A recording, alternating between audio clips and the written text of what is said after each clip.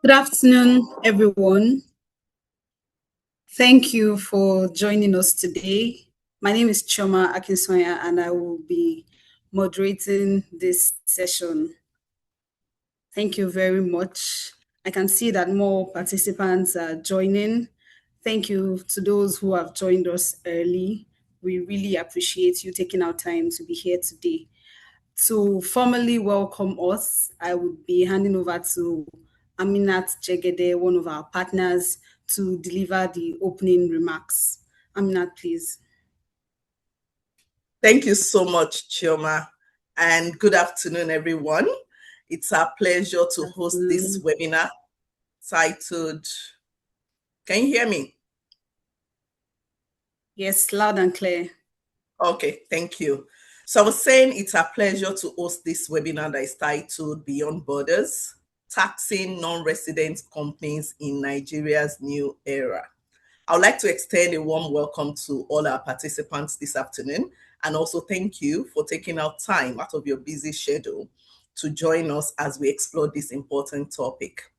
Nigeria's tax landscape has continued to evolve in response to globalization, digitalization, and of course, shifting economic dynamics. So this evolution has culminated in the enactment and commencement of our new Tax Reform Act, which has marked a significant milestone in the development of Nigeria's tax system.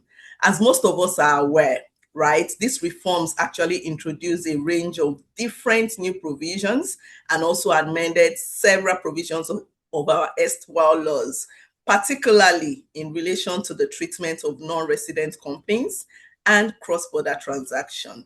So this afternoon, what we're trying to do, or what we will be doing, is to unpack some of these provisions, the developments as they affect non-resident companies, and we will be looking to provide clarity on the emerging obligations and risks for non-resident companies that are operating in and deriving value from Nigeria.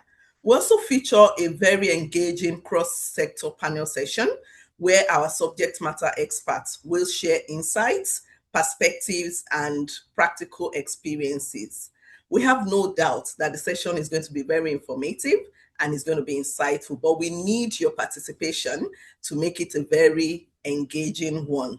So I would like to thank you once again as I hand over back to Chioma and tell you that I look forward to a productive and rewarding session. Thank you, Chioma. Over to you. Thank you very much, Aminat. I am also looking forward to a very insightful session, and I'm sure that our participants are looking forward to the same. Before we dive into the first session, we have a little exercise that would help us get a sense of what our participants are expecting from this webinar. So my screen will be coming up shortly where there will be a question and a QR code for us to provide our responses. I would indulge us to participate as that will give us a feel of your expectation from the webinar. So the question on the screen says, do you believe the Nigerian Tax Act 2025 creates a more favorable tax environment for non-resident companies operating in Nigeria? So to provide your responses, you just need to scan the QR code on the screen or log into menti.com and log in with the code that you can see on the screen. I can see our responses coming in, and it's very interesting that the majority of the responses we've received right now, a lot of us think that the Nigerian Tax Act does not create a favorable tax environment for non-resident companies. Wow, that's interesting. Thank you for those that are participating. Thank you for your responses. I believe by the end of this webinar, we would get a clearer view of what the Nigerian Tax Act provides for non-resident companies. And I am very confident that our speakers are going to be speaking to the right audience based on the responses that I can see on the screen. Okay, thank you very much. I think we would stop here. The answer is very clear and the gap is obviously wide. So I'll stop sharing my screen and I would have Tobiloba please come up with the slides so that we can dive right into the sessions.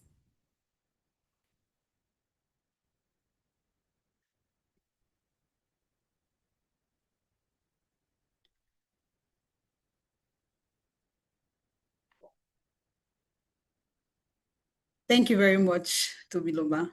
So the first session we'll be having this afternoon will be on expanding tax jurisdiction, what has changed. And this will be handled by one of our partners, Akinwale Alao. Akinwale has over 17 years of extensive experience in providing tax and transfer pricing services to a number of our clients in different jurisdictions. He has experience and in-depth knowledge in all of the tax laws of Nigeria, as well as cross-border tax issues.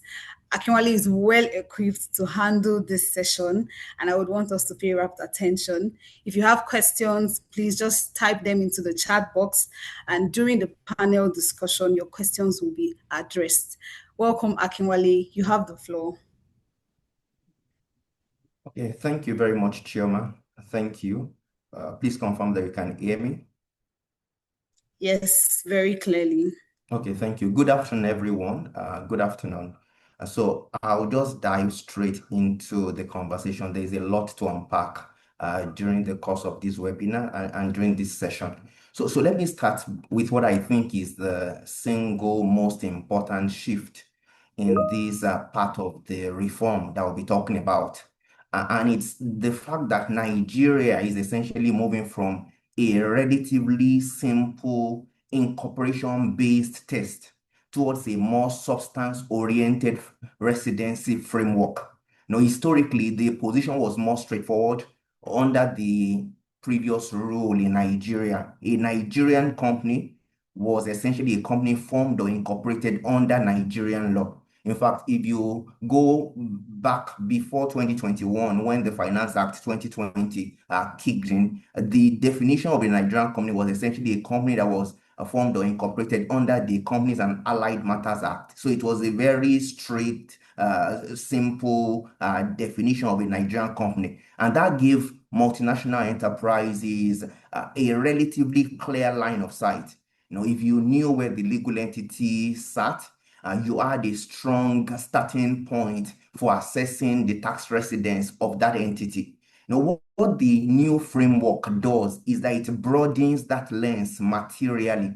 You know, under the Nigeria Tax Act, a company may now be treated as a Nigerian company, not only if it is formed, registered, or incorporated under a law in Nigeria, but also if its central place of management or control is in Nigeria, or if its effective place of management or control is in Nigeria. And that's a very different proposition.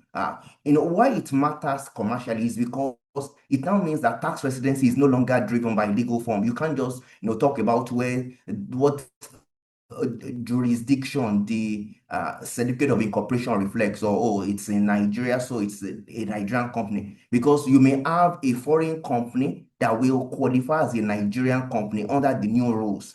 In other words, where the company is incorporated is not just the defining criterion for tax residency in Nigeria anymore. It's where the real decisions are being made, who is actually exercising control of that company. And that matters because tax authorities globally, once they move from form to substance, the scope for dispute, the scope for tax controversy increases significantly. And we've seen this pattern, repeatedly in other countries, as well in Nigeria. When you talk about international tax development, once a concept such as management, control, effective decision making comes into play, the analysis becomes more factual, it becomes more nuanced, and it becomes more contentious.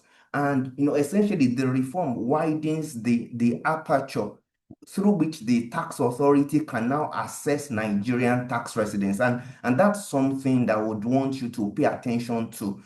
For multinational groups, what that means is the relevance evidence set, it expands considerably. It's no longer incorporation documents, it's no longer statutory registrations. It is now about board minutes, about approval authorities, about executive travel patterns, about sign-off protocols, and the like. Strategic decision making. Where is the strategic decision making being made? And that's very important. And just talking about this slide now, the issue really that the new definition raises is that the law, the Nigeria Tax Act, does not define what the place of the central place of management or control means. It does not define what the effective place of management or control means, and that further increases the risk of tax controversy. But in order to then, just check what could these concepts mean, how are they likely to be interpreted in practice? We've tried to then look at some interpretive guidance. We're looking first of all at the concept of control, which is broadly understood as direct or indirect power to direct management and policies, whether through ownership, through contract, or other means. That's a deliberately wide concept. It tells us immediately that control is not limited to formal shareholding, right? So it's not just about looking at, who has the highest shareholding in a company. It may go beyond that. It can arise through contractual influence, through veto rights, through reserved matters, executive authority, and even practical oversight structure. And that's something to take note of. The second concept is that of the place of effective management. It's a concept that many people in international tax will recognize from the commentary in the pre-2017 version of the OECD Model Tax Convention on Income and on Capital. At its core, the place of effective management essentially talks about the place where the key management and commercial decisions are necessary for the conduct of the business as a whole are in substance made. And in substance, it's something to pay attention to. It's something that's emphasized, because what it tells is that the analysis of the place of effective management is not merely about where a meeting is scheduled or where a signature is placed, whether wet ink or otherwise. It's about where the real mind and management of the business is exercised. It's about where strategic calls are taken. Where are they made? It's about where the budgets are really approved. It's about where financing decisions are really made. Where does the group decide to expand into another jurisdiction? Where are the decisions about contracting, about acquisition, about restructuring, about defending risk? Where are those decisions made? And the other thing to take note of is in the definition, the law uses central place of management or control, not and control, as effective place of management or control. And that's also something that's extremely important, because it potentially lowers the threshold for Nigerian tax residents.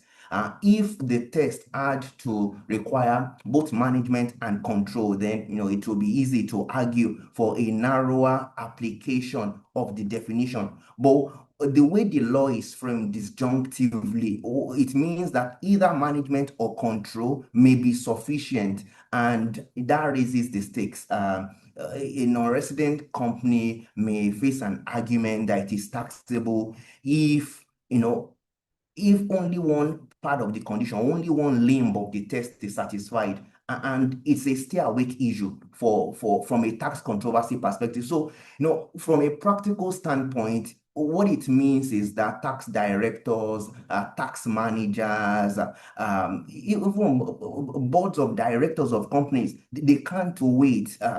You can't wait for a challenge to arise before acting. You need to proactively ask the questions, such as, where are the strategic decisions being actually made?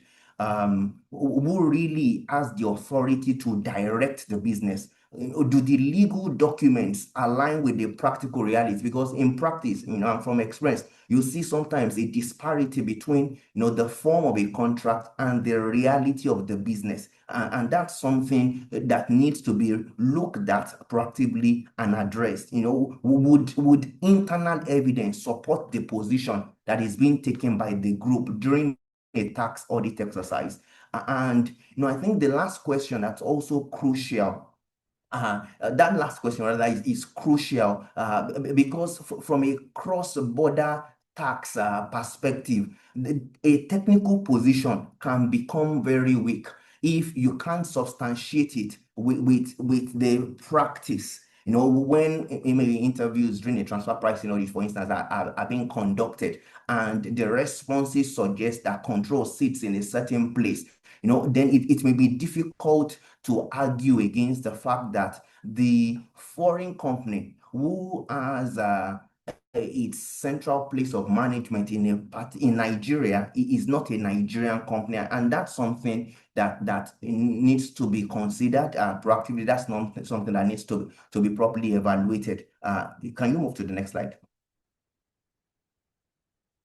I think the other thing to do is, to move from tax residence, which is what we've discussed, the broadened definition of what a Nigerian company is, to the concept of nexus.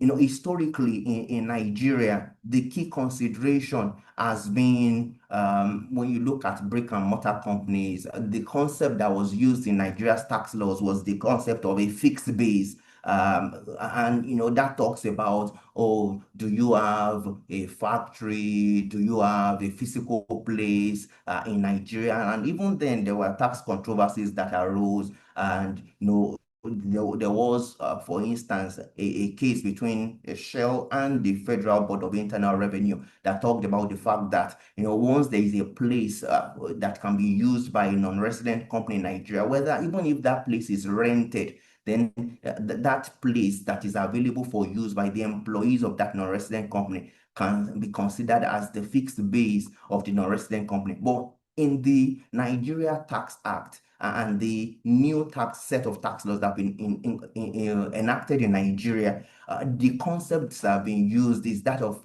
permanent establishment, and it's broadly defined. Here are some of the examples that are included. So if the place of management, so you could have a foreign company that maybe it does not have its central place of management or control, or its effective place of management or control in Nigeria. But if it has a place of management in Nigeria, even though it may not qualify as a Nigerian company, it may qualify as a company that has a permanent establishment in Nigeria, where supervisory activities are being conducted in Nigeria, where a foreign company has a Nigerian branch, it has an office, it has a factory, it has a workshop.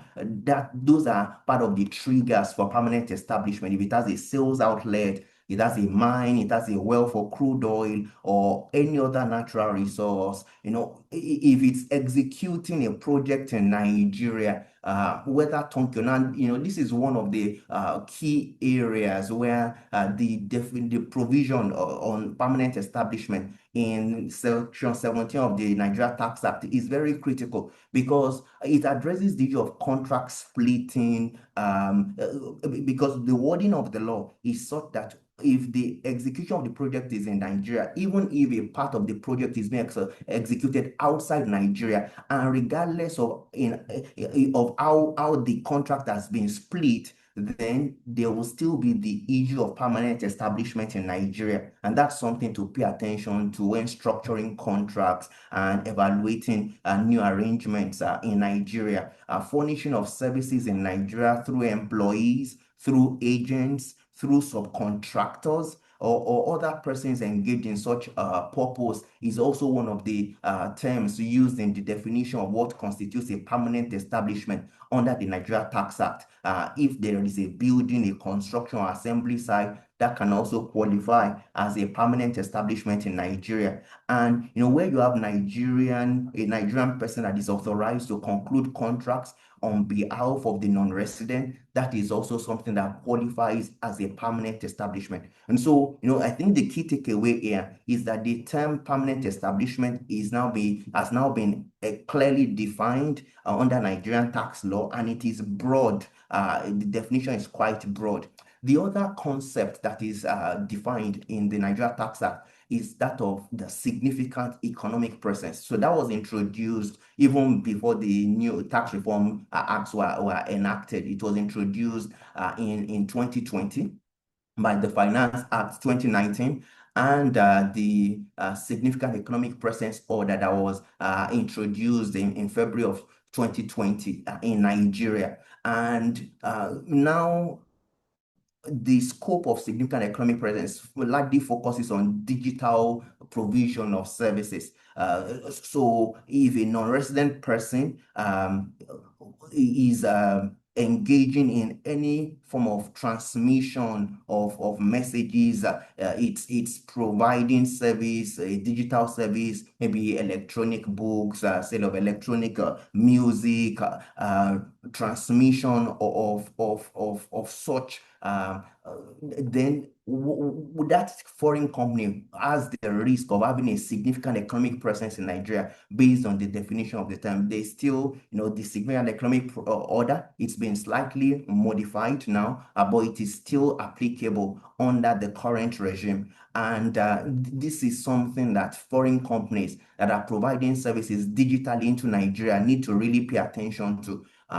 Typically, when significant economic presence is looked at, it would typically be from the point of provision of maybe like digital services like video, books, and the like, high frequency trading. But for instance, if you look at the fact that when it comes to authorizing transactions these days, there is the concept of multiple factor authentication. And sometimes you're trying to log into a website and then you'll get an SMS, with your unique password or your one-time password. And if that SMS is originating from a foreign party or is being sent on behalf of a foreign party, based on the wide definition of the concept of significant economic presence in Nigeria, that is something that could easily trigger significant economic presence. And so this is a terminology that needs to be looked at very broadly, because it talks about significant economic presence arising where a person transmits, emits, or sends by itself or through other person signals, sounds, messages, images, data, or any kind by cable, radio, electronic systems, or any other electronic or wireless apparatus to Nigeria in respect of any activity, including electronic commerce, application store, high frequency trading. So that's another area that needs to be considered. And the last point to be made is that under the reforms that have been made in Nigeria, the basis for taxation has moved beyond permanent establishment or fixed base and significant economic presence to even situations where payment originates from Nigeria. And so you could have a situation where a foreign company is providing a service to Nigeria. That service does not trigger a permanent establishment. That service does not trigger a significant economic presence. But the fact that a service is being provided to a resident of Nigeria or to a permanent resident in Nigeria, and payment would originate from Nigeria to that foreign party, to that foreign person, would also trigger taxation. And so in those cases, withholding tax will be deducted. And of course, if there's no double tax treaty in place, presumably, and that withholding tax would be the final tax unless that foreign party has any other form of taxable presence, like a permanent establishment or significant economic presence in Nigeria. So the key takeaway from this slide is that the rules in Nigeria are broad. So beyond the tax residency rules, there's also the issue of nexus that now needs to be considered more carefully in evaluating the tax liability or the tax status of a foreign company. Can you go to the next slide, please? Okay, so we'll just talk about some of the practical implications for cross-border businesses. Obviously, one of those considerations is the issue or the concern around double taxation. Because if you have a foreign company that is providing a service to a counterparty in Nigeria, and that foreign company would presumably be taxable in its own jurisdiction, and so it's liable to tax in that jurisdiction. And then under the broader rules in Nigeria, that foreign company may also be liable to tax in Nigeria, and so that results in double taxation. And unfortunately, Nigeria does not have a broad treaty network. Very limited, less than 20 double tax treaties in place, and so it's important to mention that Nigeria does not have a double tax treaty with the United States of America, and many of the digital service companies, for instance, are usually domiciled in the US. And so that creates the risk of double taxation for those companies, because they would be liable to tax in the US most likely, and they would also be liable to tax in Nigeria if they satisfy any of the rules. The second is compliance burden. That's the second practical implication. When definitions broaden, when compliance rarely stays static, where groups may need to revisit entity classifications. You're looking at tax filings, you are looking at withholding tax processes, withholding tax deducted, transfer pricing returns and support, board governance evidence, internal control documentation. So there's a lot to cover. There's a lot to evaluate. And obviously, in order to comply, the costs will be incurred to ensure voluntary compliance. The third is governance and decision-making constraints. And that's a point that's often underestimated. Once management, location, and control start to matter for tax residence purposes, companies can no longer think about governance solely from a commercial lens. There's the issue of reputation, and generally the other tickers when you look at tax risk. Then you need to consider who attends meetings, where will the meeting hold, who approves which decisions, where are those decisions made, how are they recorded, are they reflected in minutes of the meeting, and all that. Those become very relevant from a tax point of view. There's also the issue of increased scrutiny from shareholders and other stakeholders. As tax controversy arises and maybe there are potential tax liabilities, tax shareholders may start to ask questions. What we've seen in recent times is an increased level of aggressiveness by the tax authorities in Nigeria. And what that does is, it just requires a lot of caution to be exercised, a lot of care to be taken to ensure that things are done properly, that decisions are defensible, and documentation is in place to support the tax position of the company. There's also, lastly, the issue of structured disruption. Because then multinational enterprises really need to consider, what's the best cross-border model to adopt. The model that was being adopted pre-NTA, would it still serve the purpose? Does it increase tax risk considerably? Is it now commercially viable, considering the increased taxation that may arise from Nigeria? So those are practical issues that need to be evaluated. That's something that needs to be looked at. Can you move to the next slide? And so I would wrap up with this slide and just talk about some of the key risk areas to consider. I've already mentioned some. There's the issue of physical presence, which of course would create a permanent establishment. There's the issue of whether a foreign company can be considered to be a Nigerian company. There's the issue of significant economic presence. So those are things to look at. The second is related parties in Nigeria. It's a risk area because the transfer pricing regime in Nigeria has expanded over the last 1.5 decades, and especially since 2018, when the revised regulations were introduced.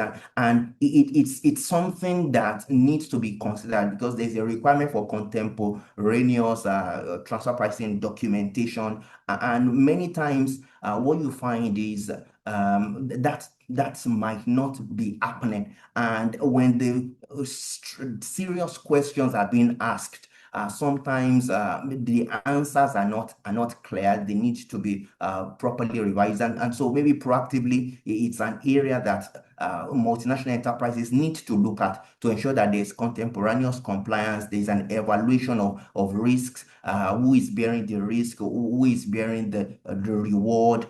Where are the assets located? Who is performing which functions? All those evaluations need to be done so that related party structures are aligned with reality, they are tax efficient, and they are prepared for the high level of scrutiny that they typically draw from the tax authority. The other is the issue of furnishing of services. I've already talked about the fact that furnishing of services, even where it does not create a permanent establishment or create a significant economic presence, it can still result in a foreign company having a tax liability in Nigeria or being subjected to withholding tax in Nigeria. And so for groups that provide technical, advisory, management, support, or digital enabled services cross-border, it's something to bear in mind.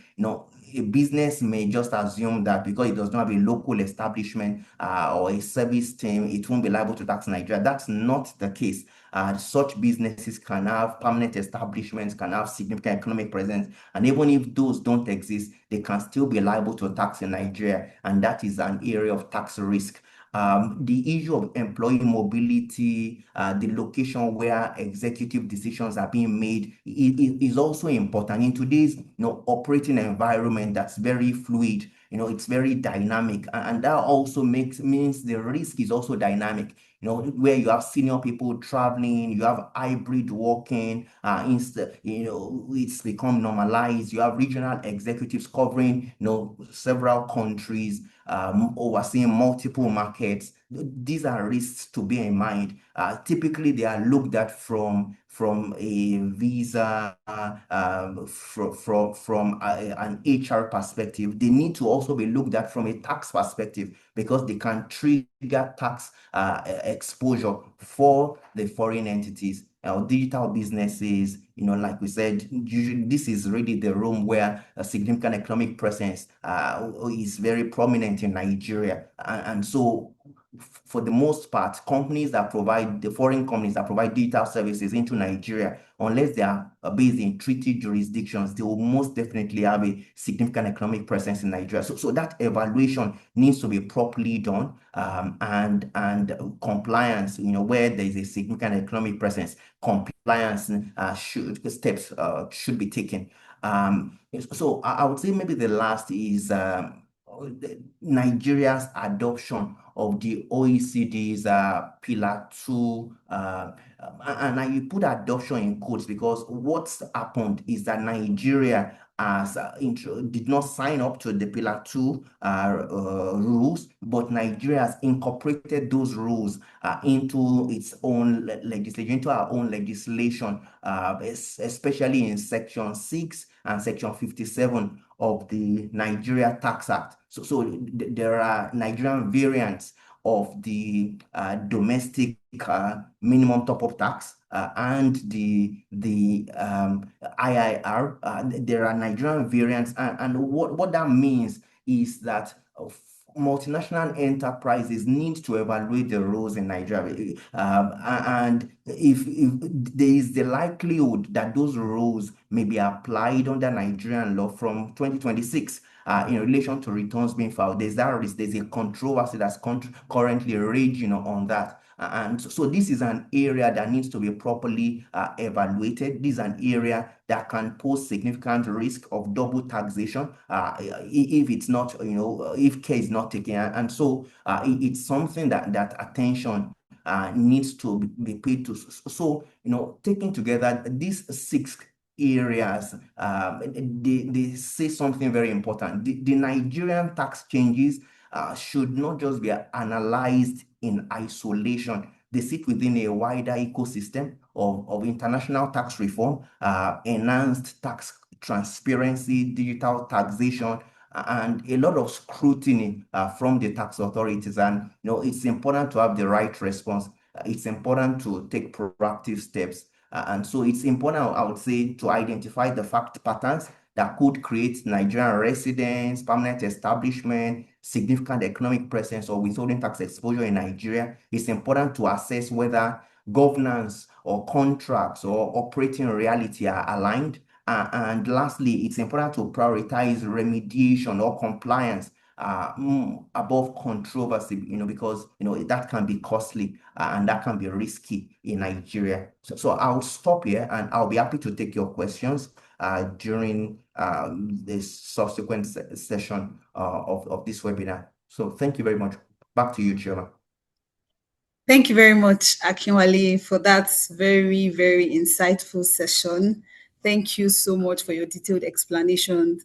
One of the key points that you have mentioned, which non-resident companies have to pay attention to, and even companies in Nigeria, is the more expanded definition of a Nigerian company based on the Nigerian Tax Act 2025.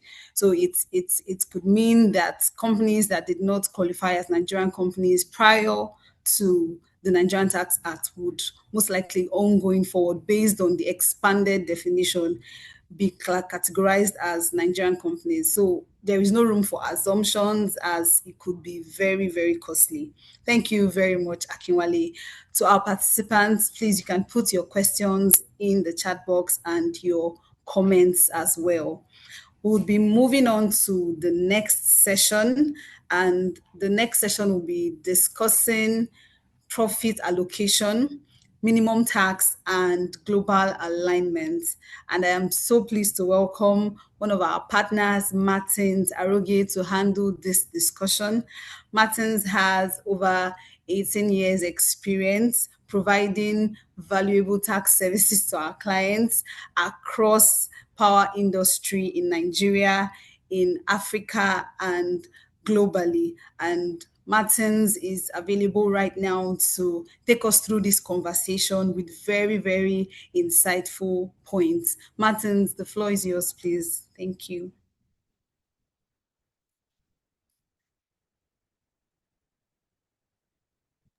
Thank you very much, Chioma. And thanks everyone for making our time to join the session today. So Akinwale has already laid the foundation, and a very strong one for that matter. So I will try as much as possible to build on that foundation. Once you already establish that there is a permanent establishment in Nigeria, a significant economic presence, or you are deemed to be a Nigerian company by virtue of where control is deemed to be exercised in where control is deemed to be exercised, and that place is Nigeria. And then the next thing that would bother anybody and everybody will primarily be, how do you determine what the profits for that PE or Nigerian company or significant economic presence would be? Because it's not only about whether you are liable to tax in Nigeria. It's also ensuring that the basis on which you then pay that tax is right, that you understand this, and that it is also fair and reasonable. And I think that there are key things that have changed that we would like to highlight. I think the first one is attribution has shifted from where the infrastructure sits to where the customers and users are. I think I can only touch briefly about this. In the past, you could basically say I'm providing all of my services in the US. I don't have any link with Nigeria. Therefore, I cannot have a tax nexus in Nigeria, even though the person that has approached me to provide the service is primarily a Nigerian company. But that's not correct anymore. We would no longer be looking solely at where infrastructure sits, but where customers and users are.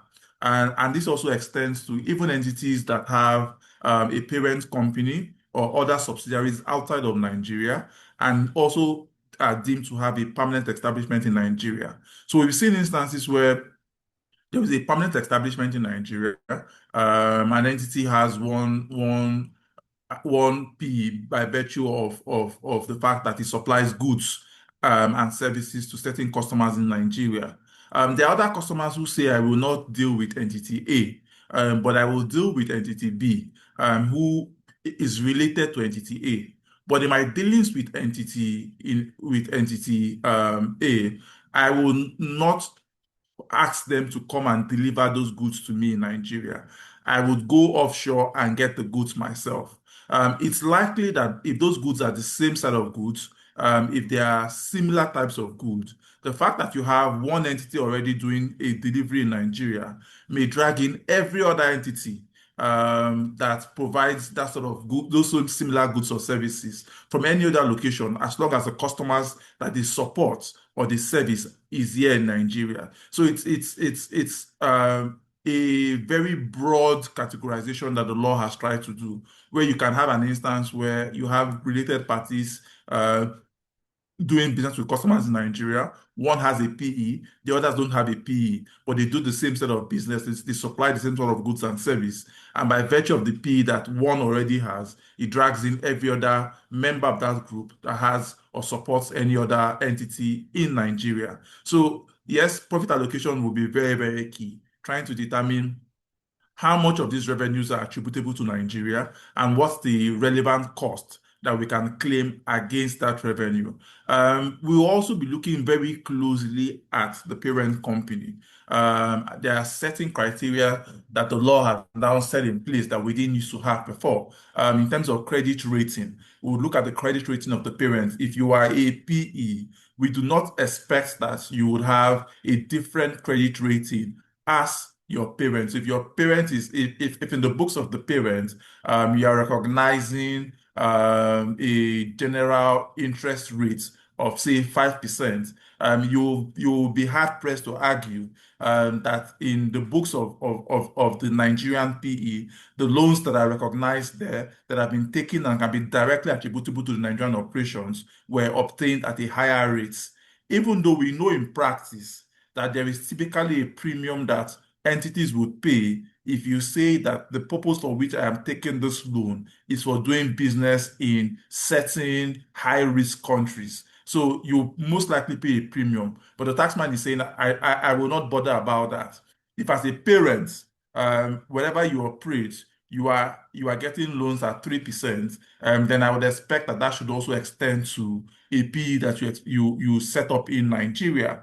We'll also be looking at the profit margin of the parent company and also comparing that with the profit margin in the PE. Again, there are peculiarities of doing business in a place like Nigeria that would ensure that you have a different profit margin in a PE that you establish in Nigeria from what you would have in the parent. There are several reasons why you might have that, but the taxman is saying, I would also not care about what those reasons are. I'll be looking at the parent, I'll be looking at how much profit you make at the parent level, and I will try and compare that with how much profit you are making in Nigeria, because I expect to see significant similarities between the profit margin at parent company level and the profit margin at the PE level.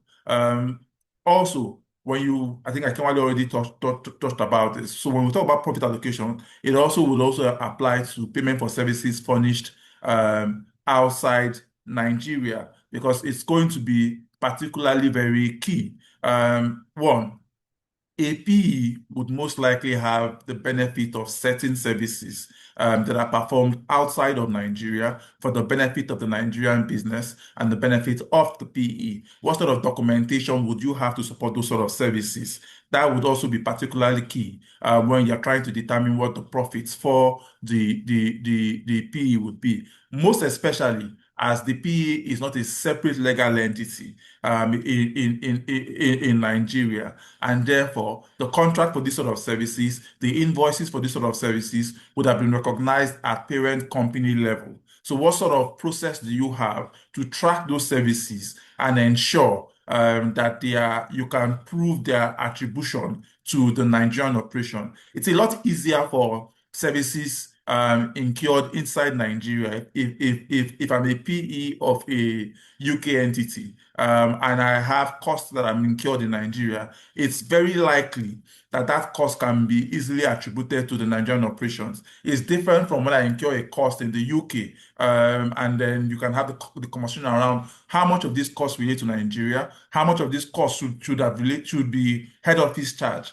and should have been borne at head office level, how much of this cost should have been attributed to operations in any other part of the world. So it's going to also be extremely key that you have the right process to be able to identify those costs and then trace them and support the attribution to Nigeria.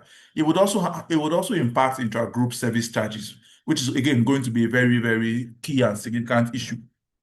There will most likely be administrative support staff sitting at head office level that are responsible for managing the head office business. Again, like I said, the PE is not a separate legal entity. So you don't typically would find people that are issued letters of contract or letters of employment for or by the PE.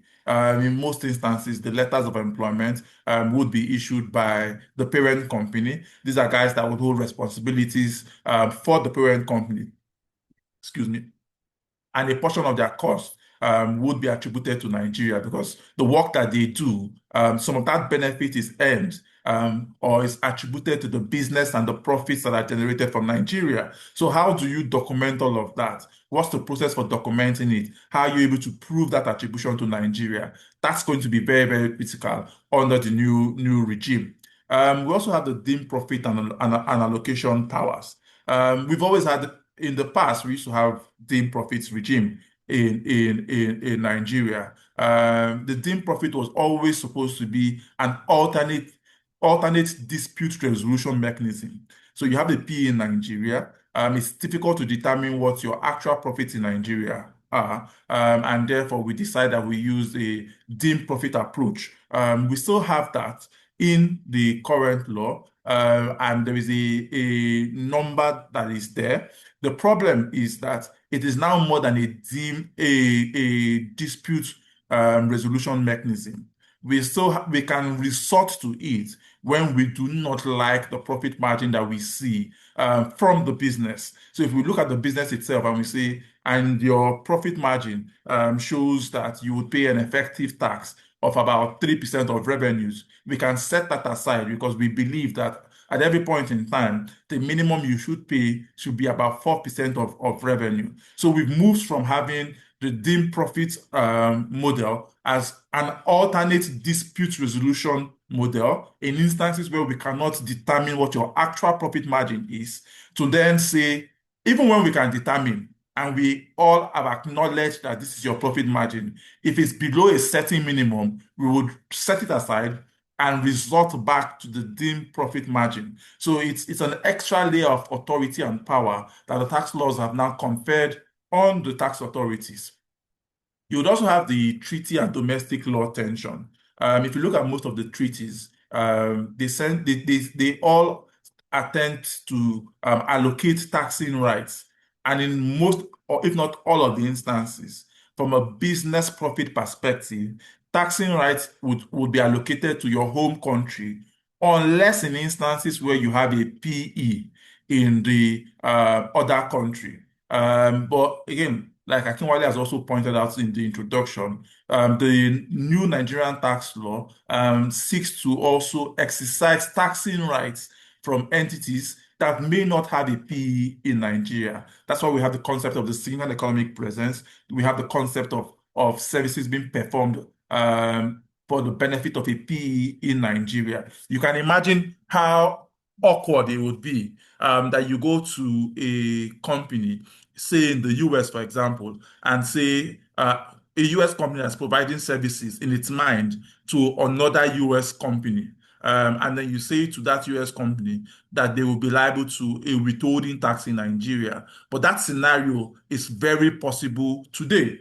Because if that second US company that's a recipient of the service has a PE in Nigeria, and it is proven that the benefit of that service provided by the second US company is for that PE in Nigeria, a withholding tax may be due. So you're having a contract between two US entities. a service that one U.S. entity believes it is providing to another U.S. entity, but by virtue of the fact that that service will be used by a PE the second U.S. entity has created in Nigeria, may expose the first U.S. entity to a withholding tax in Nigeria. And the only instances where we think that should not apply is where you are dealing with treaty countries. And so we think that there would be some tension, especially as the tax man begins to get more and more aggressive. But it's important that people understand this and they factor this into the contracts that they enter into, because my expectation is that the US entity that is providing the service will be extremely reluctant to bear a tax cost in Nigeria when it has entered into and signed a contract in the US, so fully executed that contract in the US for, in its own mind, the benefit of a US entity. And the final point here, which leads me to the next slide also, is that the tax man is now saying what we have, we shall hold. What we have, we shall hold. And that's the concept of the minimum effective tax. So, so going forward, it's not just about determining what the profits of the PE or the signaled economic presence would be in Nigeria. And then determining and then applying the tax rates to that profit. So it's one thing to determine what the profits would be after you go through all of the issues we've mentioned from a profit allocation perspective. The next thing is then determining how much tax is actually payable. And basically, there are three tests, first of all. The first one is that I run the numbers, I determine what my tax should be based on the profits that have been properly allocated to the PE. Then I check what the profit margin of my parent company is.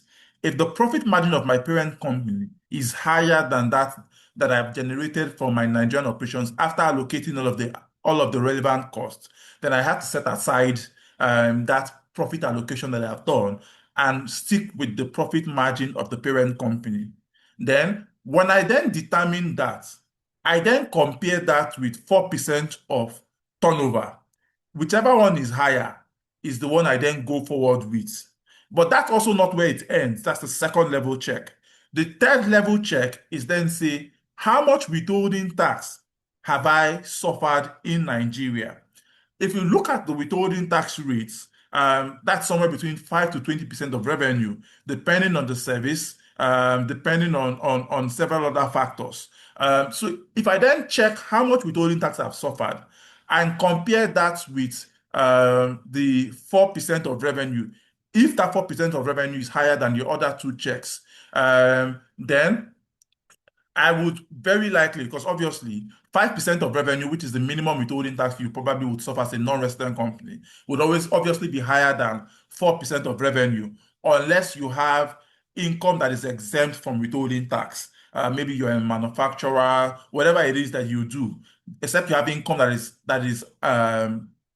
is basically exempt. If you don't have income that is exempt, it's likely that the withholding tax that you suffer on your revenues on an annual basis would exceed the 4% of turnover, because the least withholding tax rate is 5%. So you most likely would then pay that withholding tax, or treat that withholding tax that you've suffered as your tax liability for that year.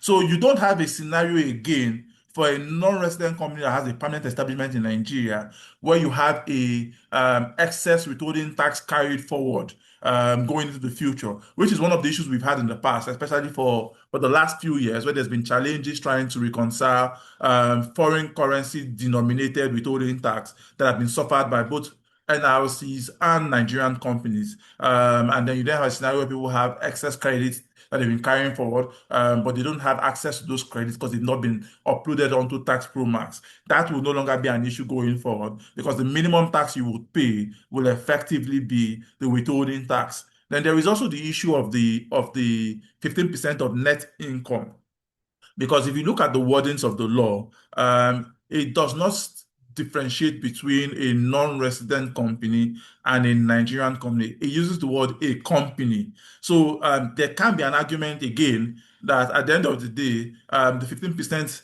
of net income that applies under the minimum effective tax rate that we have under Section 57 of the NTA would also apply to non-resident companies.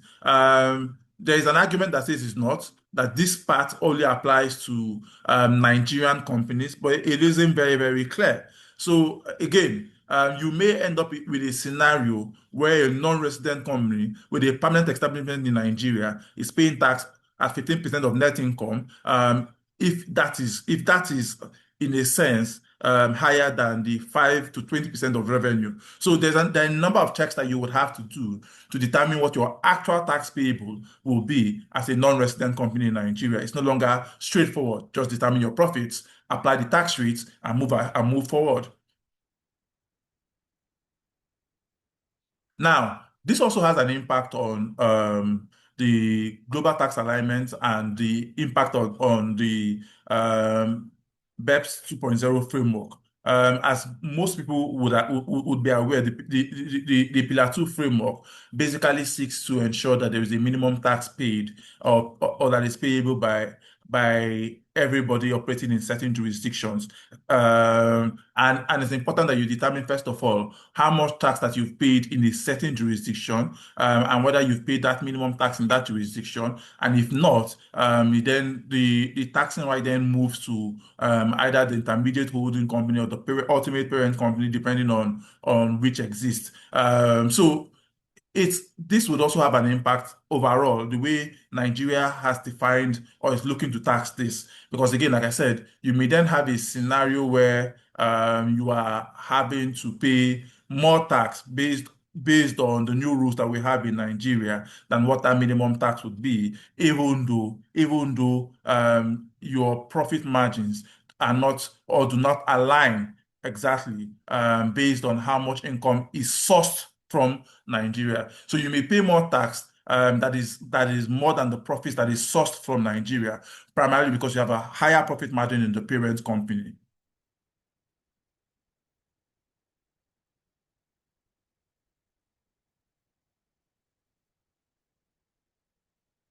Next slide, please. Okay, so all of what Nigeria is primarily trying to do is ensuring that we have a stronger revenue protection. So there's something one of our partners said many years ago. I think he wrote an article on it, and I think you can't be more apt with that kind of title today as the one that he had many years ago. He said, "Tax is now the new oil." Everyone understands how we've struggled to increase our oil production over the last few years. We've struggled to meet even the minimum production that's been assigned to us by OPEC, and we haven't been able to increase either reserves or actual production.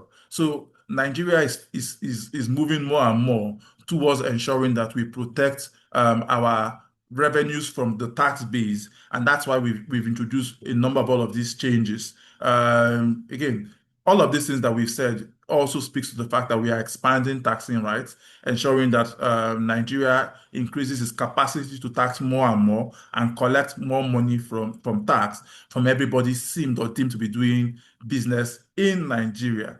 And this would also lead to increased enforcement and compliance intensity. If you look at one of the things that we've done also, we've also then said, which is pretty ironic, that if you don't register in Nigeria and you don't have a tax registration number, under the withholding tax regulations, the rate that withholding tax would apply on your transactions would double. The rates would double. And again, I gave a scenario between two US companies. You would struggle to find the second company willing to register. Now, there is a provision in the Nigerian Tax Administration Act that seems to exempt people who don't have a PE from registering in Nigeria, but it's not very clear how that would apply in this particular instance. So you might have scenarios where you have non-resident companies that are unwilling to register because they do not think that they have a tax nexus with Nigeria, and it increases the cost of doing business for you as a PE in country, primarily because that non-resident company is saying, "I will not provide that service unless you you contract to make me whole. So I don't care what taxes you pay in Nigeria. I don't care what taxes are due in Nigeria. I want X amount of US dollars for providing this service, and you need to guarantee me that. And then the second leg is that you then have to account for the withholding tax yourself, and you can then claim a tax deduction in Nigeria for that tax that you pay on behalf of the US entity. So it's going to lead to significant what I would use cost of doing business for non-resident companies, and that's something everybody needs to be looking at. Because again, it will then have to impact how you operate in country. Does it even make sense to continue to operate through a permanent establishment? Are you better off incorporating a local subsidiary and doing your business with that local subsidiary? And if it's a short-term contract that does not necessitate a local subsidiary, does this overall cost impact your willingness to invest and do that contract in Nigeria? So there's rising complexity, there's potential double taxation, there's potential increased taxation, and all of this would have an impact on the investment climate and the willingness of people to do, especially short-term contracts in country. For long-term contracts in Nigeria, I think the question you would have to ask yourself is, am I better off doing this through a permanent establishment or setting up a local subsidiary? But for short-term contracts, we think that there might be an impact going forward. Next slide.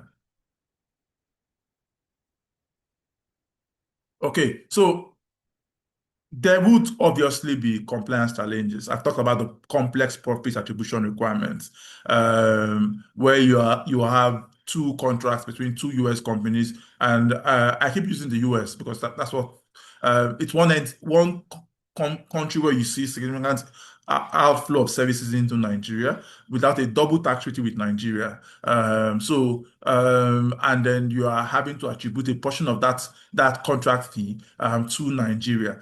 So it's going to be a challenge for everybody.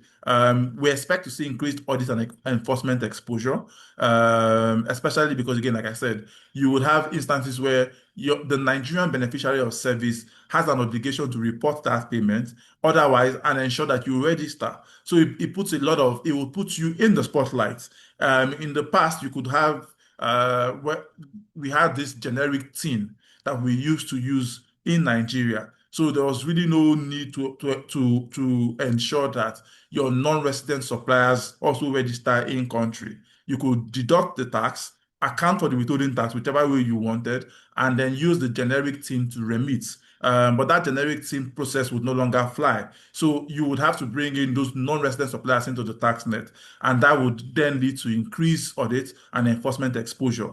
Documentation and reporting would be very key, especially documentation. It will be very, very key. How do you substantiate cost allocation? How do you substantiate transactions that took place outside of Nigeria but has a nexus with your PE in Nigeria? I've talked about the operating model and structuring challenges because, again, like I said, these new rules is asking people questions.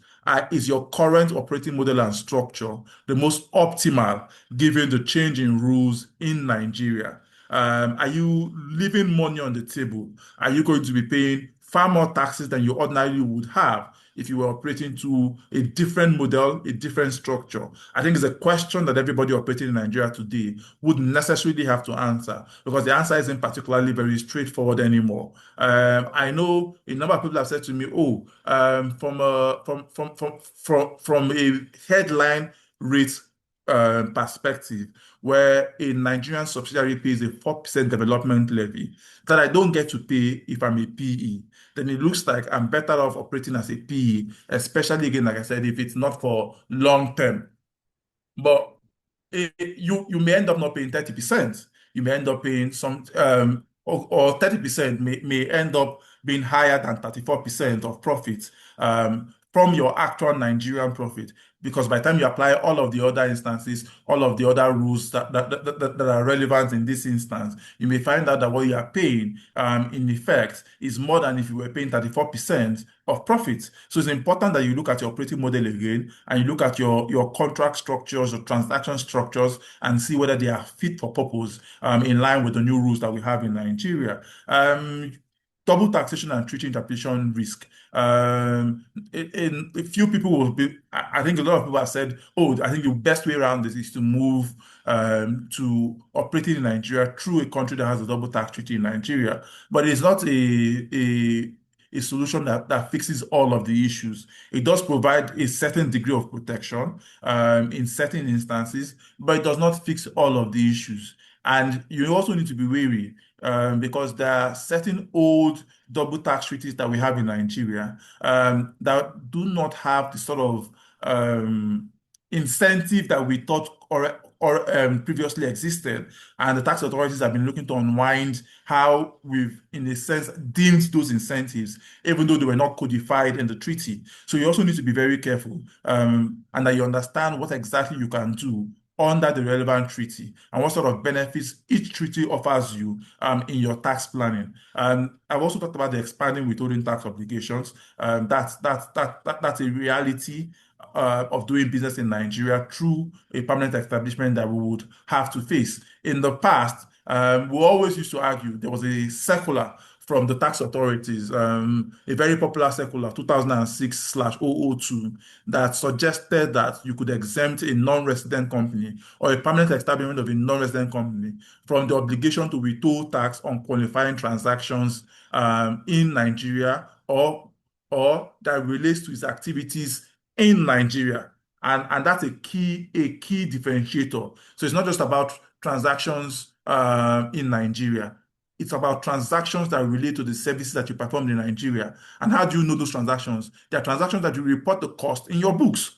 So those transactions may have been performed offshore, but they relate to your services in Nigeria, which is why you are reporting those costs in your books. Now, it's very clear that a PE has an obligation to withhold tax.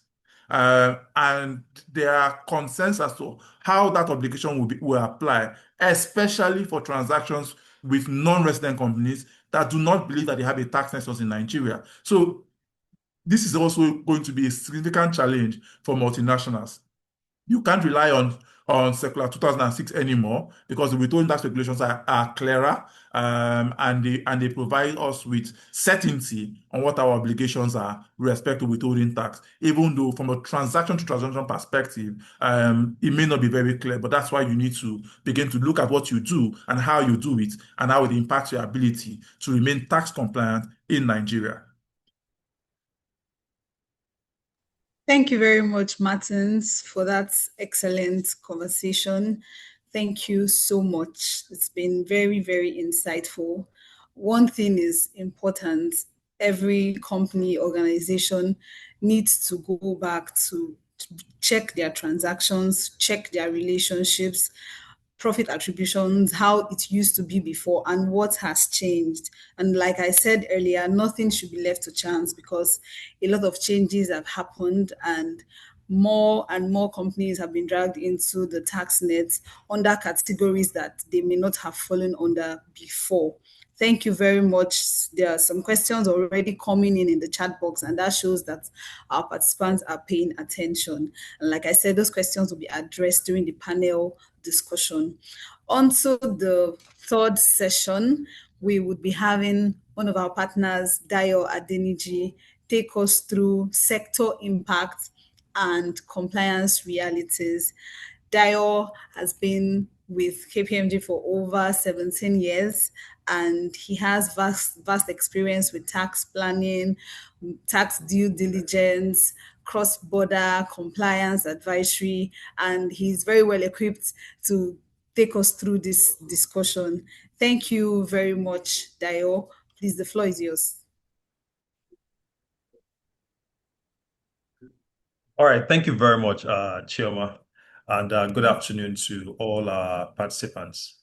Listening to Akinwale and Martins, I was almost tempted to say maybe we should just, move right to the question and answer session because, they've adequately and covered, the critical aspects that non-residents need to be aware of. What I will be talking about today really will be looking at the impacts, the aspects that are impacted by all we've been talking about today, and compliance realities, and also looking at restructuring mergers and acquisitions and how that might be impacted. And I mean, this is very important considering that a lot of companies that are not in the country also has, some investments in Nigeria, and there might be considerations for mergers, acquisitions, restructuring, transfer, disposal of shares, and transactions of that nature. So we'll be looking at the impacts on digital economy specifically. Can we have everything on screen? Next slide. Yes, let's just have everything on screen.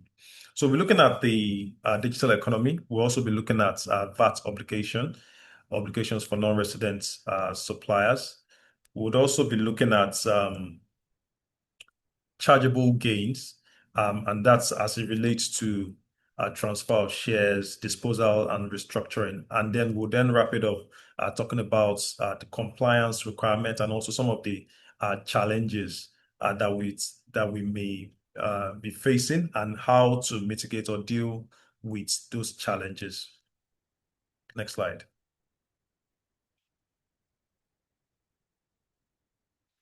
I wish I could have control. Okay, so looking at, all we've been talking about, a lot of talk about SCP, non-resident companies, how exactly is this going to impact us? And what are some of the major changes that have been made in the new laws in Nigeria? One of the major changes is talking about digital assets. There's now specific definition for digital assets to include crypto assets, tokens, and also non-fungible tokens and similar assets of that nature. And why this is important is because more and more recently, we've been seeing a lot of companies that are trading and involved in this kind of transactions. In the past, there was no clear definition or description of digital assets in our laws. But as we also begin to adopt some of the global trends, Akwali spoke extensively about how Nigeria is also trying to align with the OECD rules. It's more important that we align with some of the trends in the world. So there's now clear definition for digital assets. So where assets of this nature are disposed or you trade in this kind of assets, there's a potential that you'll be impacted. Also, there's an expanded definition of digital services. Looking at the new law now, it now makes clear that where Nigerian users are targeted via online means, whether it's advertisement or whether it's cloud storage that is being provided, to the extent that you have Nigerian users or you have Nigerian audience that is being targeted, you will be impacted. There's also definition for small companies, and why this is important is because it excludes professional services. So a small company, while they will be largely exempt from tax in Nigeria. So if you are a non-resident company and you fall into this category, you will not be impacted. However, if you are a professional service provider, that exemption granted to small companies will not apply. And you will ask, what is a professional service, or how do you describe professional services? So even though the law itself doesn't define professional services, there's a withholding tax guideline that was also released recently, where professional services was adequately described. It would involve services in specialized areas, mostly requiring certification. So maybe you are a lawyer or you are an accountant. You require special training to be in that profession. So that's professional service. I think I saw a question pop up while Martins was speaking, and someone was asking about engineering services. So I think we can answer that once we're done to see whether that would qualify. Then also insurance. So where you have insurance companies that provide cover to assets or risks in Nigeria. Where you have offshore insurance companies covering Nigerian risk, you're also required to assess, for withholding tax and assess the tax that will be payable on that. So that would also be covered that industry would also be impacted by these new rules. Next slide.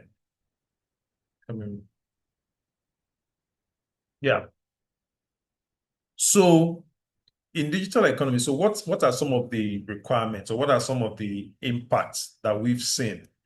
First of all, NRC, non-resident companies supplying goods to Nigerian residents are required to register for taxes in Nigeria. And I believe my partners that spoke before me made that very clear. So there's a need to actually obtain a tax ID and also file necessary returns. Part of the changes also includes VAT claim. Taxpayers in service industry now have ability to claim inputs for VAT on of course, that would be VAT incurred in providing services or supplies to Nigeria, and that would be VAT incurred in Nigeria, really. It will not be VAT that you've incurred in other jurisdictions. And also there's a need for proper record keeping. What we've seen also, and when Martin was speaking, was talking about deemed, because the tax authorities now have broad powers to deem the profits of a non-resident company. So what that means is that you need to actually keep sufficient record to ensure that whatever income is attributed or derived from Nigeria is properly accounted for. We've seen audits that occur where tax authorities are looking at non-resident companies earning income from Nigeria, whereby you have to then go through huge debates around what income is attributable or derived from Nigeria. So it's become more important to ensure that adequate records are kept so that that would aid during audits and during reviews that will be undertaken by the tax authorities, especially given the broad powers that the law now provides to them in determining the profit that is attributable to non-resident companies. Now, if we move right next to the value-added tax obligation, what that means is that non-resident companies, once you derive income from Nigeria, you have obligation to account for. First of all, you've registered. You remember we did talk about registration for VAT for taxes generally. So you are required to then include VAT on your invoices. So once you include VAT on your invoices, you are then also required to account for and remit that VAT. So what this means is that effectively, non-resident companies are now liable to VAT in Nigeria to the extent that you supply to Nigeria, or you provide services to Nigeria. So once the services are consumed in Nigeria, there is a requirement to register for taxes. Non-residents can also that make supply, apart from registering and including VAT on their invoices, you're actually required to implement the fiscalization system, and that essentially is around e-invoicing. So there's a requirement to ensure that you actually comply with e-invoicing requirements, which involves getting the interface through which invoices are raised. The invoicing system is a system whereby the tax authorities really would have a view on your transactions with your Nigerian party. So invoices would have to be raised through that system. Of course, companies, or both locally and foreign companies, have expressed some concerns around being on that platform because of some concerns around data protection and things like that. But that has been, there's assurance from the authorities that it's safe, and there are also options on the level of interface that companies can have with that system. But beyond that also is that non-resident companies can also, with notification to the tax authorities, appoint a party that would fulfill the obligation, their VAT obligation in Nigeria. And the last one around compliance, which I've already touched on, you're required to charge the VAT, collect the VAT, and remit the VAT. There are provisions where you can appoint a collection agent to assist in fulfilling that obligation.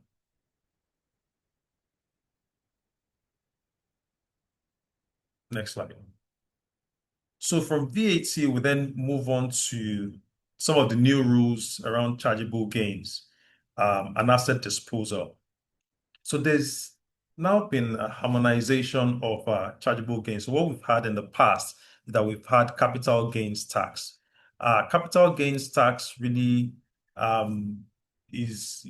focuses on gains that are not your regular gains or regular profits. So whether you're disposing an asset or you are disposing shares, especially if that is not your ordinary cost of business. So what that means is that by this harmonization, you now have an instance whereby both your chargeable gains and your income, your profits are now, essentially viewed as one. And because the tax rate in Nigeria is 30%, it means that both your chargeable gains and your profits will be liable to tax at 30%. In the past, it used to be 10%.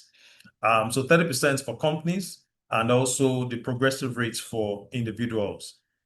So for individuals, we have a progressive rates of tax in Nigeria. But ultimately, for companies, you would be at the higher band of, the rate of 30%, but that's what applies to companies other than those that are exempt from taxes. So for chargeable assets, also it's been clearly defined, because in the past, there was no clear definition for what constitutes chargeable assets. It wasn't entirely clear. So that has now been clearly defined to include any form of assets, shares, rights, virtual assets, of course, digital assets as well. So for shares, it's an area where a lot of foreign companies that do have shares in Nigeria, where they've been impacted, especially when the news, when the rules were newly introduced. There was a lot of questions around also what happens to assets that are acquired many years ago. Oh, now if I dispose now, what would happen? What would that mean for us? What it means really is that it's now be harmonized, and it has an impact of potentially being subject to tax at 30%. Next one. Okay, so there is also the rules around location and indirect transfer of assets. So in the past, and it's structuring or planning option that used to be available to us was to, rather than sell your asset, if you're going to make a disposal of a Nigerian asset, rather than sell the shares of the Nigerian company, you could actually have an intermediary holding company which you will then dispose. But the rules have now changed such that even for indirect transfer, where you transfer a company or the shares of a company that holds the shares of another company in Nigeria, could be subject to tax. But the rules actually, tries to, because you have to give appreciation to the fact that that intermediate holding company may actually also have other assets. So the rule now is that if that company, that foreign company, actually derives 50% of its value from Nigerian assets, it will be impacted. So that's structuring option that we used to have, in a sense, has now been impacted. So we need to think through other options that may become available as we go into the new regime. Also, there is an expanded taxation of foreign gains, and I believe Martins has spoken a bit on that. So where you have gains derived, gains by Nigerian residents will be taxable in Nigeria, whether or not it's brought into Nigeria. In the past, it wasn't so. So to the extent that the gains I mean, gains don't have to be brought into the country, which was what's used to exist in the past. So there's an expansion. Of gains from disposal of assets in that regard. So for the share disposal, next slide, there's a threshold. So when you dispose shares in Nigeria, if you have a company that, you hold shares in a Nigerian company, there's a threshold for gain, tax that would apply on the gains. So if the proceeds is less than 150 million, that would not be in scope for capital gains. And also, if the gains is less than 10 million, it will be out of scope. So in the past, it used to be 100 million when the new rules on tax on disposal of shares was first introduced. So in the past, first of all, there were no tax on disposal of shares. Then at some point, tax was introduced where you dispose shares, but the threshold at the time was 100 million. But that has now been raised to 150 million. And really, that's really, if you look at individuals or small companies, that's like some kind of relief that has been provided. But for bigger corporations, that's really trading in big volumes, that threshold may not be too material, especially if you convert that. I'm not sure how much that is in USD, but it's not. It's really applicable to. It's a relief for where you have companies that are not very large. But at least the relief exists, and that also creates a planning opportunity, so that if disposals are going to occur, you know what the threshold is, and you might actually plan your activities around the threshold. Next slide. Okay, so moving on to restructuring, which is an area that's I'm also required to cover. So in the past, there used to be restrictions around, where, you're looking at merger activities or restructuring of your business. There were incentives for related party mergers or related party restructuring. But that rule has now been relaxed, such that companies that are not even related are now allowed to actually undergo mergers in the case of mergers. And in the case of restructuring, also the rules have also been relaxed. And that's to motivate or encourage M&A activities. So even if you're not related, you can undertake a tax neutral merger. And what that means is that taxes that would ordinarily have applied where assets are being transferred, whether it's value-added tax or capital gains, that would no longer be required. That would no longer apply. Also, the requirements to obtain the no objection from the tax authority has been modified. What we have now is a notification. You simply have to notify the tax authority of the proposed transaction. So that's really encourages, it motivates M&A transactions. So for foreign companies having interest in Nigeria that are looking at M&A activities, I think these new rules now are more favorable for such transactions.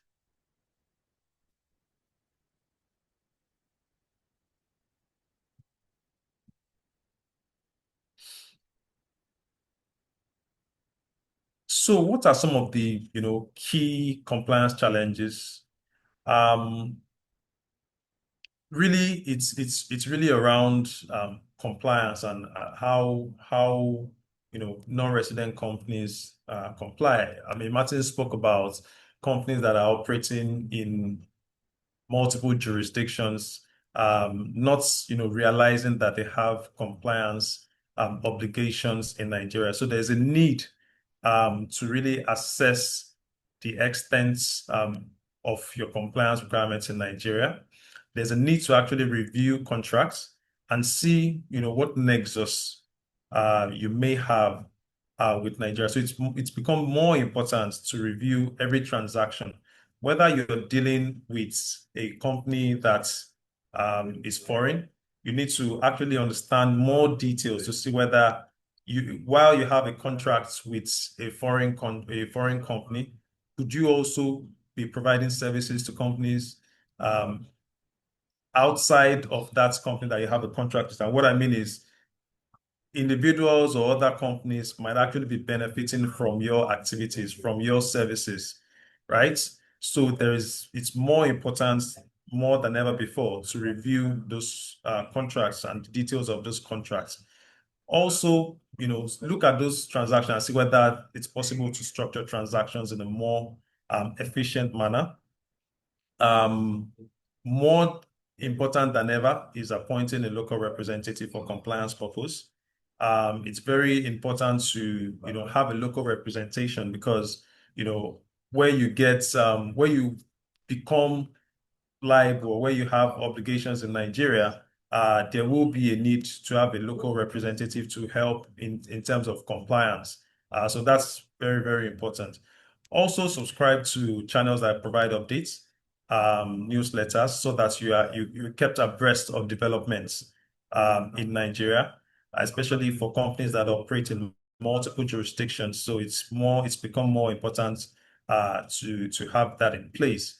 I think generally for clients that have SCPs in Nigeria, it's good to revisit some of those contracts and see whether there are implications or whether there may be exposures. Ultimately, we believe that the new rules are rules that can be complied with, and with the support of professional service providers like ourselves, can support in ensuring that your compliance obligations are met, and which is why part of the reasons why we've put together this webinar to bring some of these new developments to your attention. Thank you. So happy to take your questions and discuss further. Thank you. Thank you very much, Dayo. Thank you for that very insightful session. Thank you for taking your time to explain the impact of these new developments on business operations of non-resident companies here in Nigeria. A number of questions have come in, and I think it's just proper that we dive right into the panel discussion so that we can address these questions. So I would be going through the chat. I have some questions in the chat box, and I have some questions also in the Q&A section.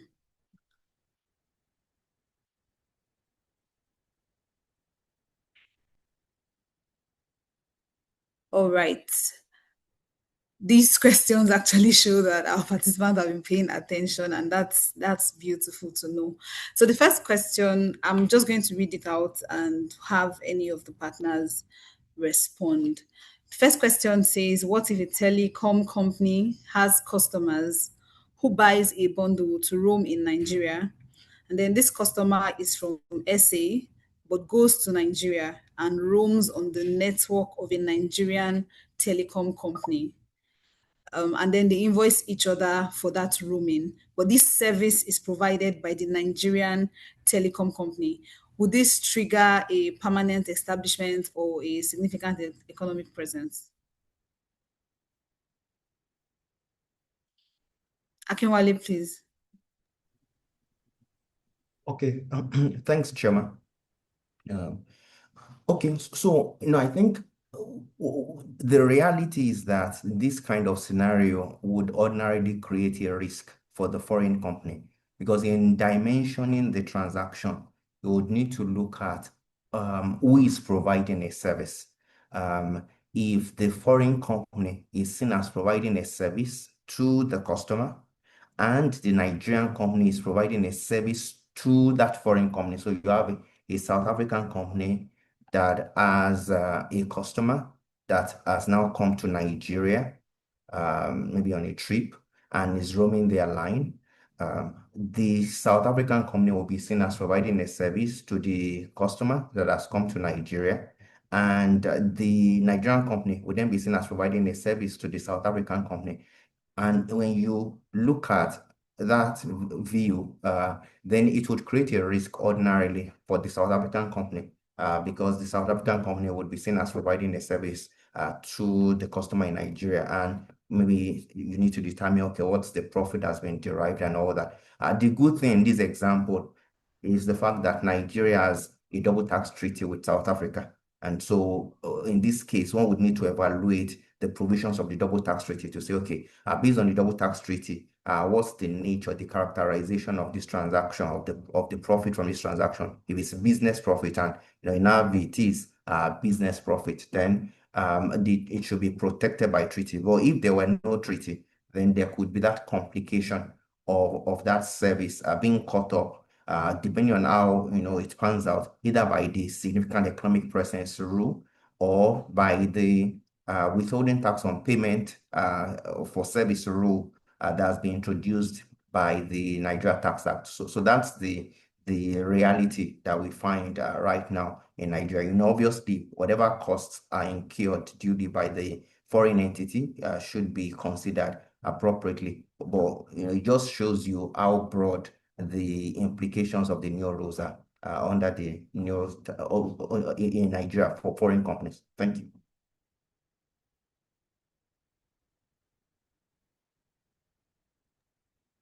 Thank you very much, Akinwale, for your response. I also believe the second question would relate to your session. And the question says, a non-resident company with no PE in Nigeria is providing technical engineering services for a Nigerian company, and all the services are performed outside Nigeria, and there is no double tax treaty in place. And then the question here is, will withholding tax be required? Will the non-resident company be required to pay withholding tax? Would they be required to register for withholding tax purposes, even though the services are performed entirely outside of Nigeria? Sorry, could you repeat the question? Okay, the question, a non-resident company that does not have a PE in Nigeria is providing technical engineering services to a Nigerian company. All the services are performed outside of Nigeria, and there is no double tax treaty in place. Okay, now these payments will be subject to final withholding tax payments, but is the non-resident company also required to register for tax purposes, even if the services provided are provided entirely outside Nigeria, are performed entirely outside Nigeria? Oh, okay. Thank you very much. Well, so the simple answer to the question is yes.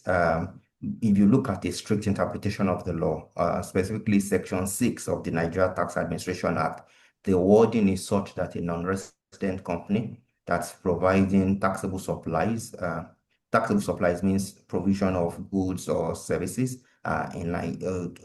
provision of goods or services.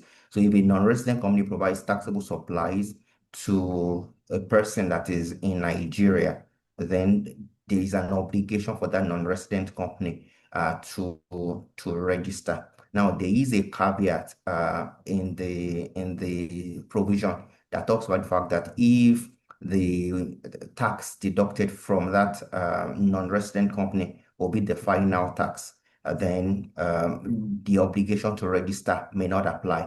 Now, I think Martins touched on this when he was talking, and the reality is here you have some form of carve out in the provision of Section 6 that says maybe a foreign company that is providing such a service does not have to have a tax ID.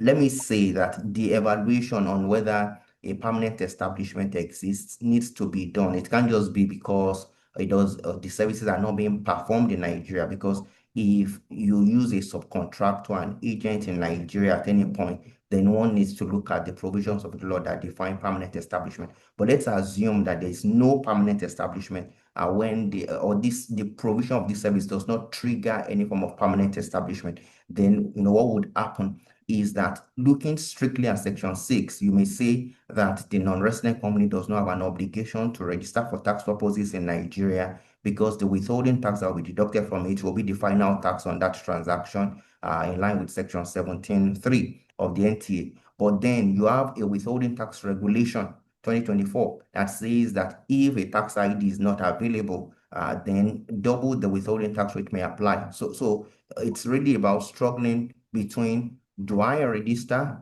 so that the normal withholding tax rate of, say, maybe 10% will be deducted from the payment, or do I not register and then I suffer 20% withholding tax deduction? So that's really the reality right now. Hopefully some of these things will be clarified, because I think from a practical standpoint, there seems to be some form of disparity between the intention of the withholding tax regulations and the intention of the Nigeria Tax Administration. Maybe that will be clarified when circulars are issued by the tax authority. But as things stand today, in order to avoid the application of a double withholding tax rate, the best thing may just be to register. And when this kind of registration can also be done in a simple form, right? Especially if the Nigerian counterparty is willing to facilitate that process. And so register the company. There is a simplified form of registration that the tax authorities are able to do in this kind of circumstance, where the registration will be done, a tax ID will be generated, but there will be that recognition that that foreign entity does not have wider tax implications, like companies' income tax filing obligations and the like. And withholding tax can then be complied with at the appropriate, and the rate will be the normal rate for that transaction. Over to you, Chairman. Thank you. Thank you very much, Akinwale. Thank you for that You're response. welcome. The next question should be for Martins. And the question says, the use of parent entity is confusing in relation to the PE. So when you say parent, are you referring to the shareholder or simply the head office? Martins, please. Okay, the parent with respect to a PE, I wouldn't even say, I would say the head office, because it's the same entity that we're talking about. Because again, like I said in my presentation, a PE doesn't have legal form in Nigeria.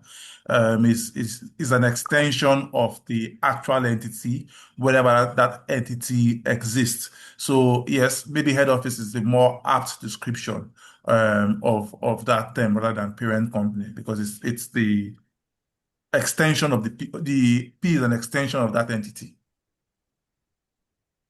Okay, thank you. Thank you very much, Martins.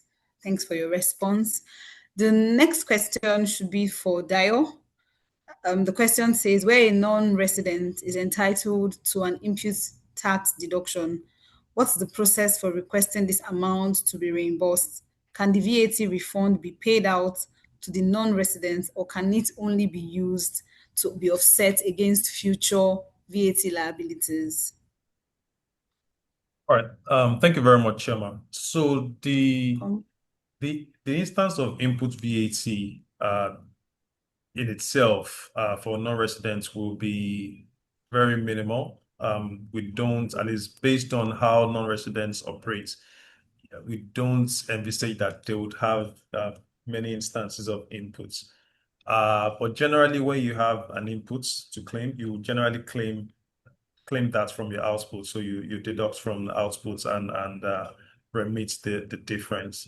But in the unlikely instance where you then have maybe more inputs than outputs, and you have to recover, because I think I sense from what the person asking the question is wondering whether there's a laid down process for actually requesting and obtaining input VAT.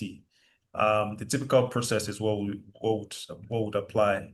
The tax authority would have to be satisfied that indeed you have input VAT claimable before a refund is due. That would involve the process of audit, process of confirming and ascertaining that that claim is actually valid. But in reality, I haven't experienced an instance where a non-resident will be in a position of a refund. But that is not to say that it's impossible. But you would always have to go through that process of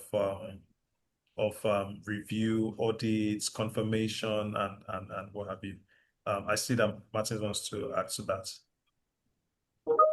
Yeah, so yes, we've not typically seen non-resident companies have impute VAT, but that's because also I think Dayo, and probably it's because we also never really had a fully functional impute VAT structure.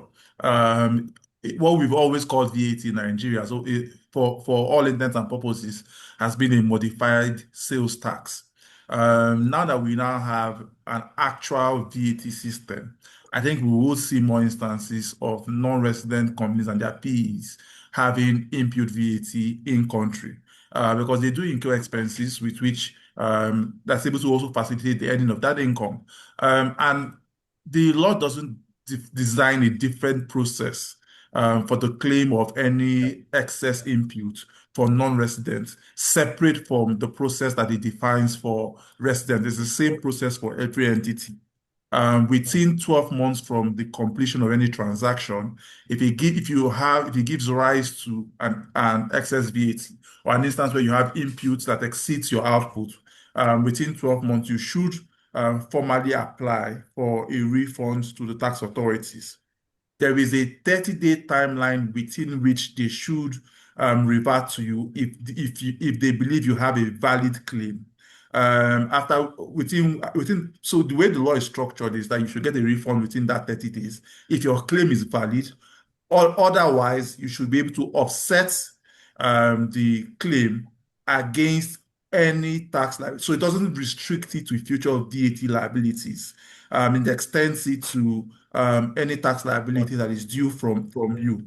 Now, there is supposed to be a framework. That framework hasn't been issued. So in practice, we haven't seen how this has started to play out.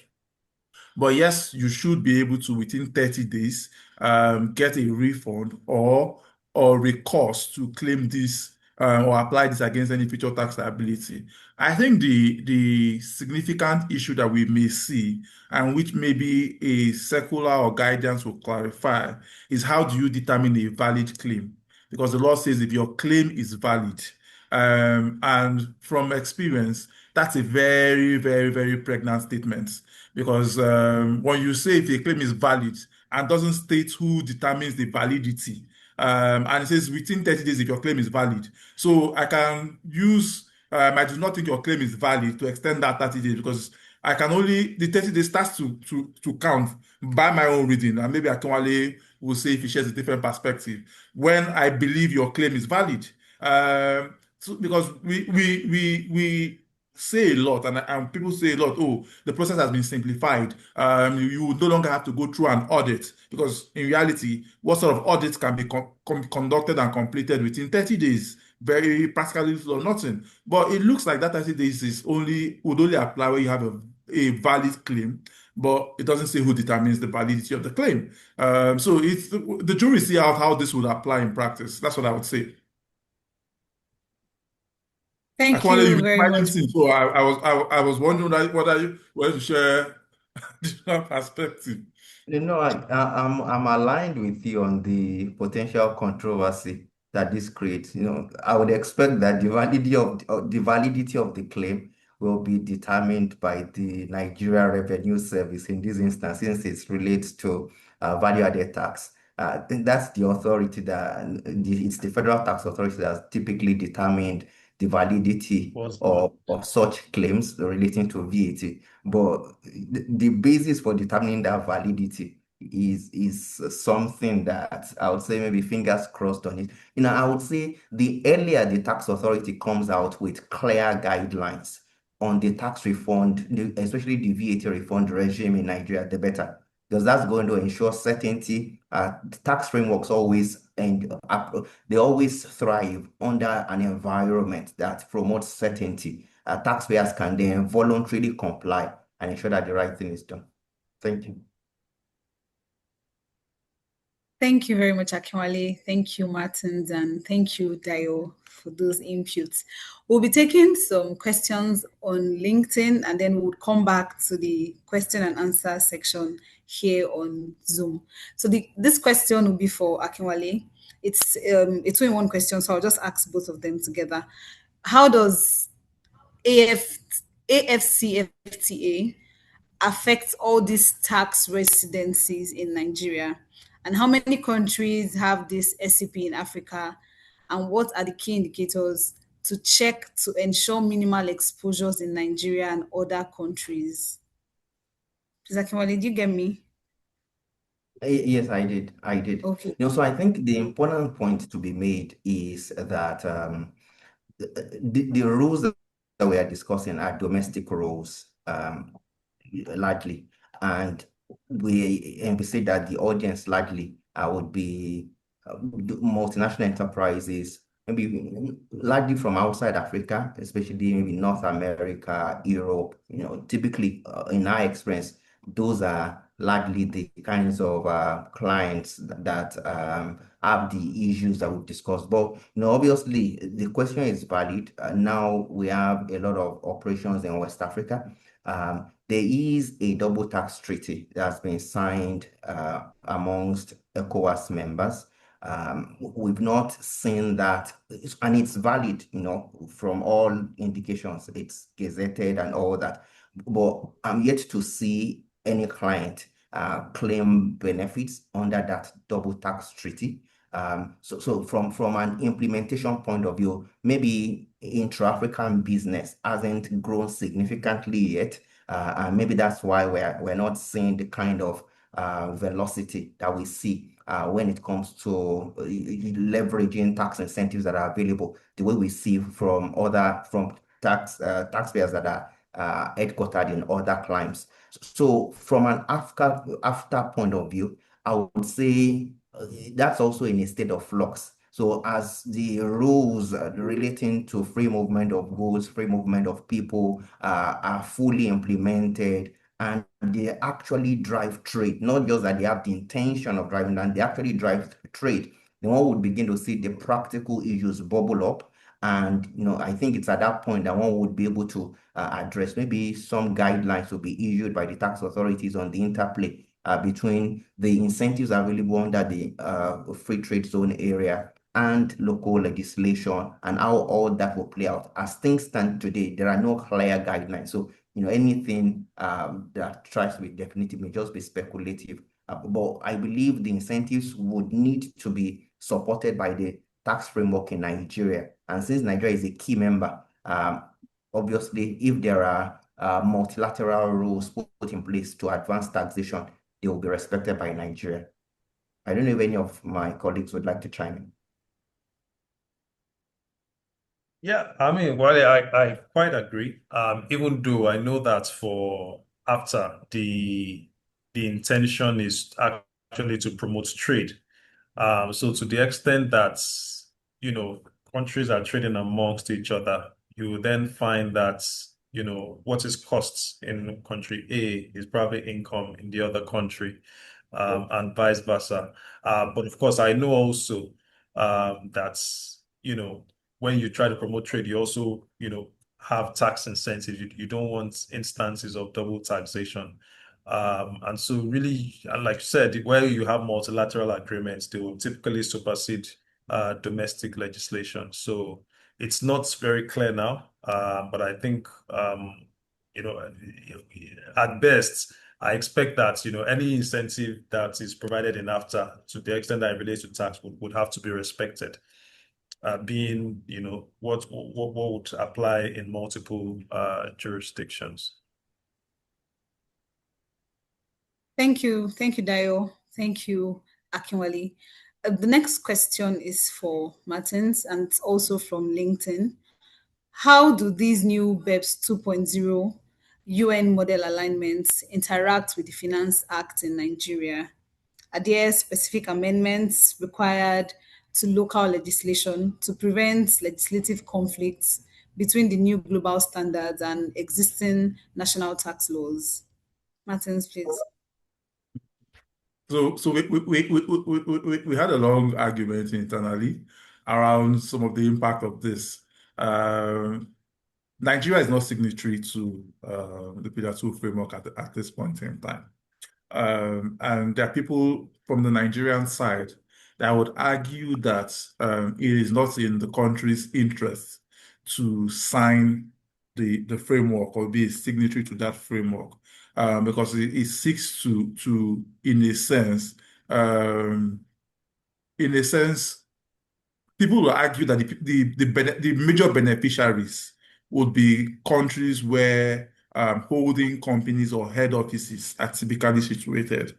Nigeria is primarily a source country, and so we barely have Nigerian we don't have that many Nigerian headquartered companies. To be honest, you probably will find a few in financial services, because Nigerian banks are doing significant work, making great progress, establishing subsidiaries across Africa. But outside financial services, you most likely would struggle. It's the reverse that's the case in our own instance. So Nigeria has decided that instead of signing the framework, we would focus on ensuring that we collect as much as possible from the source.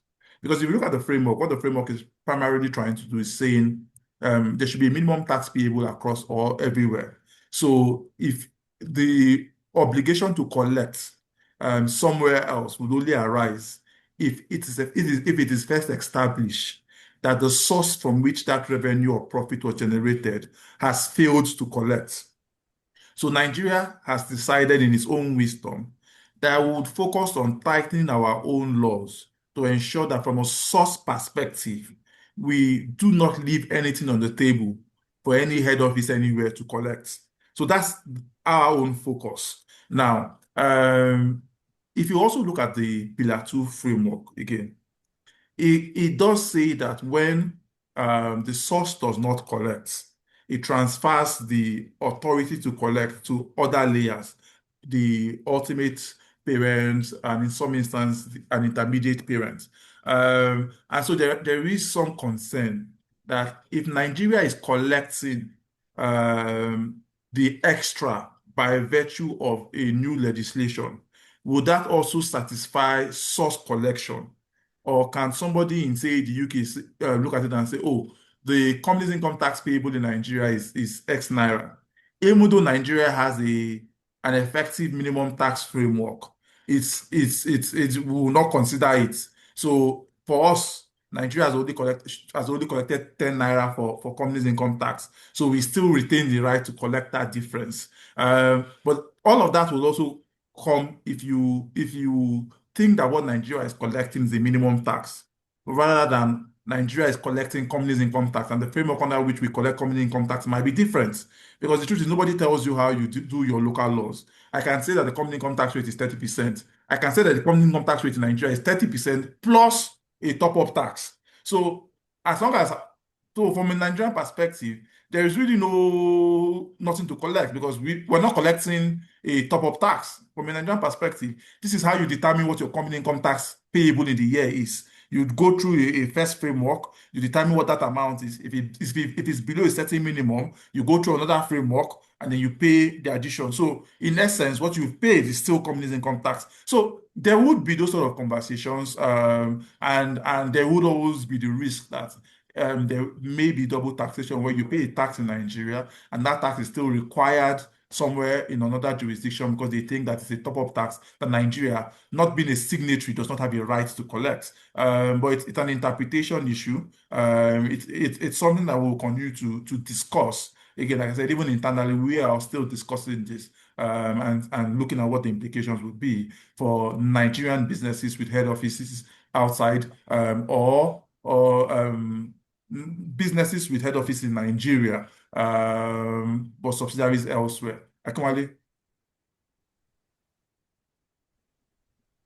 Yeah, thanks a lot, Martins. Yeah, thanks a lot. No, so I'll just add to what Martins said briefly to say that beyond the qualified domestic minimum top-up tax that is applicable under the Nigeria Tax Act, specifically Section 57, there's also the income inclusion rule that Nigeria has essentially incorporated into Section 6.3 of the Nigeria Tax Act. And that's very important because what that means is that foreign companies that are members of a multinational enterprise of a Nigerian company, they may be impacted indirectly by that provision. It's still an obligation that will be discharged by the Nigerian company, but the indirect impact will be on those foreign entities.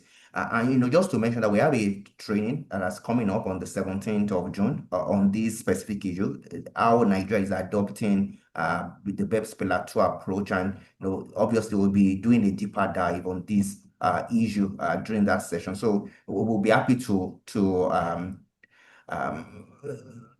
tease out the issues during that conversation. Thank you.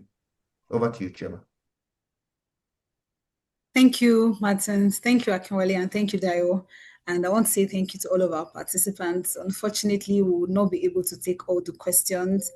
However, we would put in an email address in the chat where you can direct your questions to, and responses will be provided. To bring us to the end of this session, I'll welcome Aminat again to take the closing remarks. Aminat, please. Thank you so much, Chioma. Please confirm you can hear me. Yes, very clearly. All right, thank you. I think to all our participants, it's always interesting how time flies when we're having conversations of this nature. But please be rest assured that the conversation can continue and you can reach out to us on the email address that my colleagues will drop. I think it's important to, first of all, extend our sincere appreciation to everyone for taking their time to join us during this webinar. One of the important things we've done today is to explore the evolving Nigerian tax landscape, and we also examined the significant reforms that shaped the taxation of non-resident companies and cross-border transactions. Akinwale provided insights on the expanded scope of what constitutes a permanent establishment for non-resident companies and also the evolving basis for taxing foreign companies, especially in the absence of tax treaties. Martins continued the conversation by providing some practical and compliance challenges for profit allocation for NREs for Nigerian tax purposes.